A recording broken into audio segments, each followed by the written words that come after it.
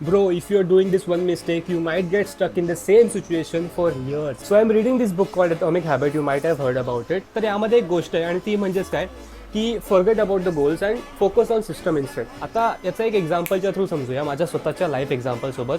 पहिलं झालं काय की एक टाईम होता जेव्हा मी माझ्या म्हणजे क्लायंटला रीच आउट केलं, ठीक आहे, आणि असं समजा की 10-20 क्लायंटला मी रीच आउट केलं आणि इमॅजिन केलं की चला त्यामधून 1-2 तरी भेटतीलच. बट ॲट दी एंड काय झालं, मला एक पण नाही भेटला.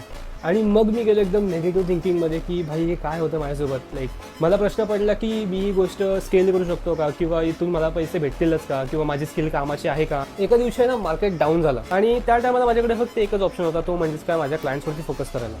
आणि जेव्हा मी माझ्या क्लायंटवरती फोकस केला त्या टायमाला स्क्रिप्टिंगमध्ये, एडिटिंगमध्ये, शूटिंगमध्ये, ओव्हरऑल अप्रोचमध्ये, सगळ्या गोष्टीमध्ये आम्हाला इम्प्रूव्हमेंट झाली. तेव्हा मला रिअलाईज झालं की माझ्या डायरेक्शनमध्ये प्रॉब्लेम नव्हता, माझ्या थिंकिंगमध्ये प्रॉब्लेम नव्हता, माझ्या एक्झिक्युशनमध्ये प्रॉब्लेम नव्हता. प्रॉब्लेम होता फक्त माझ्या फोकसवरती. मी फोकस करायचो माझ्या गोल्सवरती आणि सिस्टमला मी इग्नोर केलेलं, जी गोष्ट मेन आहे. तुम्ही पण ही गोष्ट करत असाल ज्यावेळेस तुम्ही तुमच्या गोलवरती फोकस करताय आणि तुमच्या सिस्टमला नेग्लेक्ट करताय. सो प्लीज ही गोष्ट मिस्टेक तुम्ही करू नका. बिकॉज काय होतं की तुम्ही गोल सेट केला, आपण गोल सेट करतो ते आपल्यासाठी चांगली गोष्ट आहे की ठीक आहे चल मला हा माइलस्टोन आहे की मला एक चांगला घर पाहिजे, मला चांगला बंगला गाडी वगैरे पाहिजे, ठीक आहे, मला चांगली हेल्थ पाहिजे. बट आपण फोकस केलं पाहिजे आपल्या सिस्टमवरती. आणि ती गोष्ट मला खूप एकदम चांगल्या प्रकारे समजली, कारण डेफिनेटली मी 20-30 क्लायंटला रीच आउट केलं आणि देन मला ते क्लायंट भेटले नाहीत.